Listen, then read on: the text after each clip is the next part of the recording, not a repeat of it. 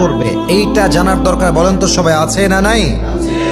চারটা বিষয়ে খেয়াল রাখবেন। এক নাম্বার, যখনই কোরবানি করছেন শুরুতেই পড়বেন বিসমিল্লাহি আল্লাহু আকবার। পড়েন সবাই বিসমিল্লাহি।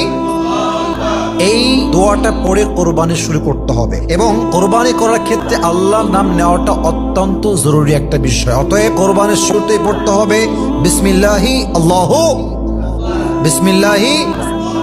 আল্লাহু আকবার। এক নাম্বার। দুই নাম্বার, তাওজিহুল কিবলা, ফেসিং দ্য কিবলা।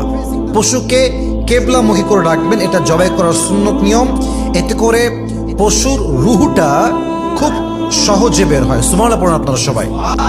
দুই নাম্বার তাওজিহুল কিবলা। তিন নাম্বার ইহসানুল যাবহি, অর্থাৎ খেয়াল রাখবেন অনেকে অমানবিক আচরণ করে, পশুর সামনে ছুরি ধার দেয়, এতে করে পশুর খুব কষ্ট হয়। এটা করবেন না। পশুকে জবাই করার সময় ছুরিটা ভিন্ন জায়গায় ধার দিবেন এবং যখন তাকে আপনি জবাই করবেন যতটুকু পারা যায় কষ্ট কম দিবেন। তার ঘাড়ে আঘাত করবেন না, তার মেরুদণ্ডে আঘাত করবেন না।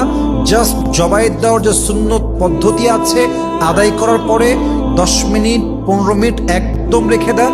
আস্তে আস্তে রক্তগুলো বের হয়ে যাবে, নিস্তেজ হয়ে যাবে, তার রুহটা কবজ হয়ে যাবে। এটাই হচ্ছে সঠিক পদ্ধতি। সুবহানাল্লাহ পড়েন সবাই।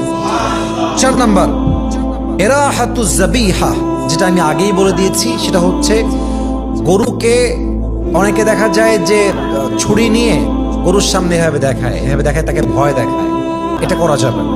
তার সামনে ধার দেওয়া যাবে না। অর্থাৎ এমন কোনো কাজ করা যাবে না যেই কাজের জন্য গরুটা অনেক বেশি ভয় পায়, তার চোখ দিয়ে পানি পড়ে। মাথায় রাখবেন, যেই পশু আপনি কোরবানি দিচ্ছেন সেটা আপনার ভালোবাসার পশু। এটা ভালোবাসা না থাকলে তো স্যাক্রিফাইসই হবে না। এখন যদি আপনাকে কষ্ট দেন এটা শরীয়তের বিধানের বাহিরে যাবে। অতএব খেয়াল রাখবেন গরুকে কোনো প্রকার কষ্ট দেওয়া যাবে না। বলেন সবাই ইনশাআল্লাহ। সর্বশেষ একটি পয়েন্ট বলতে চাই, এটা না বলে পারছি না। মাথায় রাখবেন আপনার কোরবানির গরু, এটা আপনার গরু, এটা আপনার ভাগের গরু, এটা আপনি কোরবানি দিচ্ছেন। অতএব এটার প্রথম গোশত আপনি খাবেন, এটা সুন্নাত। রাসূল কারীম সাল্লাল্লাহু আলাইহি ওয়াসাল্লাম যখন কোরবানি করতেন, আমরা তো জানি ভাগ তিনটা, একটা নিজের, 2 নাম্বার রিলেটিভস, 3 নাম্বার হচ্ছে গরিব গোড়াবা যারা আছে তারা। তবে নবীজি কোরবানি দেওয়ার পরে প্রথম গোশত তিনিই খেতেন। সুবহানাল্লাহ পড়েন। অতএব কোরবানি দেওয়ার পরে প্রথমে নিজে খাবেন, এটা সুন্নতের কাতারে শামিল হবে। এই 5টা পদ্ধতি খেয়াল রাখবেন।